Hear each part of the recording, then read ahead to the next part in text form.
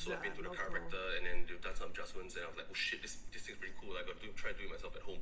So I've done some research on YouTube and stuff. There's self-adjustment methods. So I need to do a PSA, right? You don't crack your neck downwards. Like, because you crack downwards, it causes your spine to misalign. You got to crack it upwards. So that your C5, C6, the vertebrae, you'll release the spinal fluid, and then the tension is less. So one hand under your chin, just go up, or this side. So whichever is like, just like do it one time and like kind of like this. What the fuck?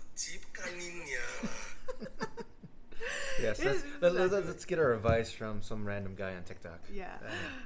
Okay, so how about what about when he said about just crack? Just don't do it. Don't. That's crack. a lot of extensions, right? Yeah, don't crack, do anything like that. Don't listen to any person online, whether it's TikTok, Instagram, YouTube, whatever the heck it may be. Just don't do that. Yeah, just don't